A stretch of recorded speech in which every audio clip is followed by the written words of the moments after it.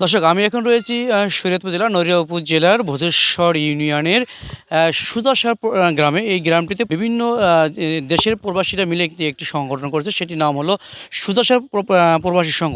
সেই সুধাসার প্রবাসী সংঘ থেকে এই এলাকাটাতে আলোকিত করার জন্য তারা এই পুরো গ্রামটিতেই আপনার এলইডি লাইট স্থাপন করেছেন এবং সিসি ক্যামেরা স্থাপন করেছেন।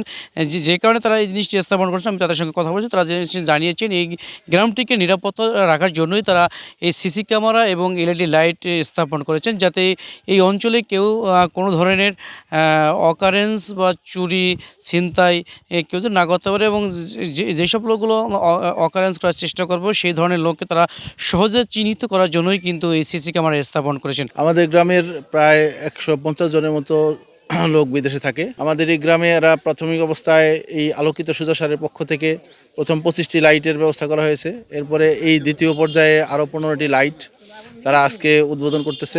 সানবিট সব দিবে সামাল। সানবিট ম্যাজিক প্রেস ডিশওয়াশিং এর মাথা ঘোরানো সলিউশন। আলোকিত সুজাসার করার জন্য আমাদের লাইটের যে প্রয়োজনটা ছিল, কারণ অনেক বাচ্চারা দেখা যায় যে পড়াশোনা করে বা বিভিন্ন জায়গায় যায়, তো রাস্তাটা অনেক সময় অন্ধকার থাকে।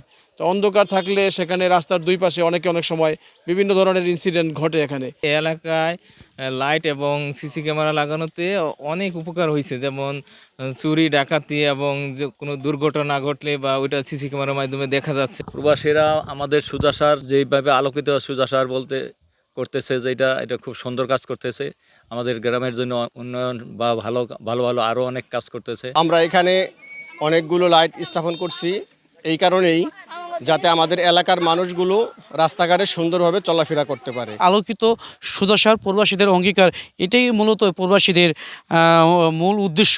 দর্শক, এই ছিল শরীয়তপুর নড়িয়া ভোজেশ্বর সুধাসা গ্রাম থেকে প্রবাসীদের এই সিসি ক্যামেরা এবং এলইডি লাইট স্থাপন করা নিয়ে আমার কাছ থেকে সর্বশেষ তথ্য।